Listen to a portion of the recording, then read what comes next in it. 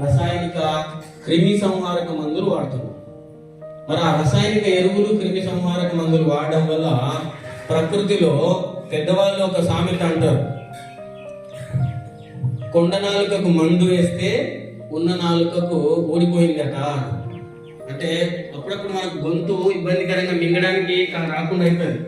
లోపల కొండ నాలుక ఉంటుంది, చిన్న నాలుక, ఇది కాకుండా ఆ కొండ నాలుకకు ఇబ్బంది అయిందని చెప్పేసి మందు వేయకపోతే ఉన్న నాలుక ఊడిపోయిందట. ఇప్పుడు మన మానవుని పరిస్థితి భూమిలో ప్రకృతిలో అలా అయిపోయింది. మనం ఏదైతే సుఖాన్ని పొందాలనుకుని మనం చేస్తున్నామో అందులో భాగంగా ఈ రసాయనిక ఎరువులు, క్రిమి సంహారక మందులు, సంకర జాతి విత్తనాలు వాడి ఆహార ధాన్యాలు ఎక్కువ మొత్తంలో పండిస్తున్నాము. ఆ క్రమం లోపల ప్రకృతిని ఎక్కువగా మనం నాశనం చేస్తున్నాం. మరి ఆ రసాయనిక ఎరువులు, క్రిమి సంహారక మందుల నుంచి తయారు చేయాలి అంటే మళ్ళీ ఫ్యాక్టరీలు కావాలి. ఆ ఫ్యాక్టరీలకు శిలాజ ఇంధనాలు ఎక్కువ మొత్తంలో బొగ్గు వాడాలి, పెట్రోల్, డీజిల్, కిరోసిన్ వాడాలి. మరి అవన్నీ వాడినప్పుడు ఏమైపోతుంది అంటే అవి కూడా సరిగా మండక ప్రకృతిలో గాలి కాలుష్యాన్ని చేస్తున్నాయి.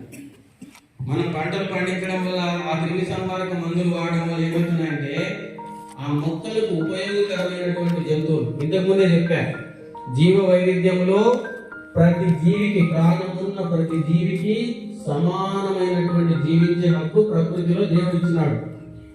మనకి ఎంత జీవించే హక్కు ఉందో, మన నాన్న ఎప్పుడైతే 100 సంవత్సరాలు బతుకమని మన అమ్మ నాన్న మనల్ని ఇస్తారో, దేవుడు కూడా ప్రతి జీవికి తన లైఫ్ జీవితకాలం ఎంత ఉందో అంతకాలం బాగా బతుకమని చెప్పాడు.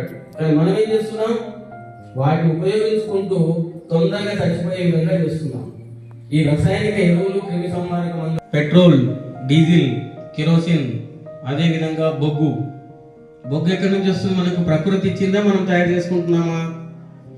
ప్రకృతి ఇచ్చింది. కొంత ఈ మధ్య కాలంలో మనం కూడా తయారు చేసుకున్నాం. కట్టెల్ని తీసుకొచ్చి, అడవుల్ని నరికి కట్టెలు తీసుకొచ్చి బొగ్గు తయారు చేసుకున్నాం. అది కొద్దిగా చేస్తున్నాం. సరే, ఇది ఒక జీవి అనుకోండి, దాన్ని నాశనం చేయడం తప్పు కదా? నాశనం చేయొచ్చా? మరి అటువంటి జీవ వైవిధ్యాన్ని రెండవ తెలివైనటువంటి జీవిగా ప్రకృతిలో మనం ఉండి మనము ఆ ప్రకృతిని అంతా కూడా నాశనం చేయాలని చూస్తున్నాం. ఏ రకంగా నాశనం చేస్తున్నాం?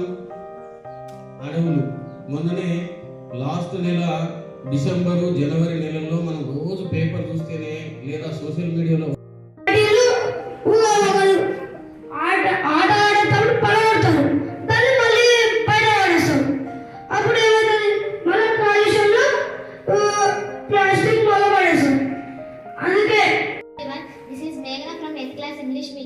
నేను పర్యావరణం గురించి చెప్పబోతున్నాను.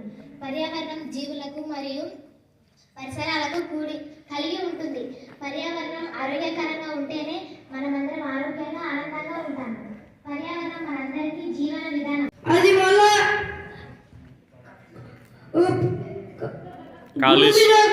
కలవడానికి 2